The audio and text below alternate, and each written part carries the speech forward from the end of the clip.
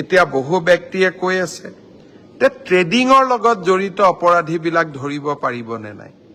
মই যেতিয়াই সাংবাদিকক লগ পাওঁ এগৰাকী বিশেষ অভিনেত্ৰীৰ কথাও মোক সোধে। মই অৱশ্যে কোনো ব্যক্তিৰ বিৰুদ্ধেও ক'ব নোখোজো আৰু মই ব্যক্তিগতভাৱে ঘটনাটো চোৱাও নাই, কিন্তু পুলিচক মই নিৰ্দেশ দিছো, অভিনেতাই হওক অভিনেত্ৰীয়ে হওক বা আন কোনোবাই হওক, ট্ৰেডিঙৰ লগত জড়িত প্ৰত্যেকগৰাকী ব্যক্তিকে আমি গ্ৰেপ্তাৰ কৰিব লাগিব আৰু এই ট্ৰেডিঙৰ লগত জড়িত ঘটনা যাতে অসমত পুনৰাবৃত্তি নহয় তাৰ বাবে আমি ব্যৱস্থা ল'ব লাগিব। মই ৰাইজক এটা অনুৰোধ জনাম, সকলো মানুহে ষ্টক এক্সচেঞ্জত টকা বিনিয়োগ কৰিব পাৰে। তাৰ কাৰণে ৰাস্তা কি? এটা ডিমেট একাউণ্ট খুলিব লাগে আৰু ডিমেট একাউণ্টৰ জৰিয়তে আমি ষ্টকত আমাৰ ধন বিনিয়োগ কৰিব পাৰোঁ। আজিকালি কলেজ ইউনিভাৰ্চিটিত পঢ়া ল'ৰাইও ষ্টকত টকা বিনিয়োগ কৰে, কম পৰিমাণে হ'লেও, আৰু এটা ভাল ফাইনেন্সিয়েল কেৰিয়াৰো বনায়। ই এটা সহজ পন্থা, কিন্তু আপোনাৰ টকা মই লৈ ষ্টক এক্সচেঞ্জত বিনিয়োগ কৰিব নোৱাৰো। বহুতে কয় ষ্টকতহে টকা বিনিয়োগ কৰিছে, এইটো লিগেল। ই একেবাৰে ইলিগেল। ৰিজাৰ্ভ বেংকৰ অনুমতি নোহোৱাকৈ আমি কোনেও বেলেগৰ টকা ল'ব নোৱাৰো আৰু 30% সুদ দিম বুলি কাগজত লিখি দিয়া, ইটো আৰু অপৰাধ। দুখীয়া মানুহৰ টকা লোৱা ই আৰু অপৰাধ।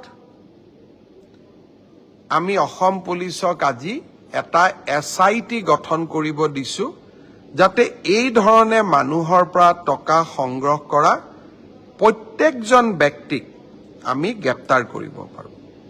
বহুতে কয় যে এই ঘটনা চলি আছিল, ময়ো নাজানিছিলোঁ। কিছুদিন আগতে এটা এনেকুৱা ট্ৰেডিং কোম্পানীয়ে মোক অনুৰোধ কৰিলে যে 1 কোটি টকা আমি CM ৰিলিফ ফাণ্ডত দিব খোজো। মোৰ সন্দেহ হ'ল যে 1 কোটি টকা ডেকা ল'ৰাকেইজনে কিয় দিব খুজিছে CM ৰিলিফ ফাণ্ডত? তেওঁলোকে টকাই বা ক'ৰ পৰা পালে? তেওঁলোকৰ বিষয়ে কিছু খবৰ সংগ্ৰহ কৰিলোঁ। লগে লগে মোৰ সন্দেহ হ'ল, পুলিচক ঘটনাটোৰ তদন্ত কৰিব দিলোঁ। আজি এতিয়া ঘটনাটো বিয়াগুম ঘটনালৈ পৰিগণিত হৈছে।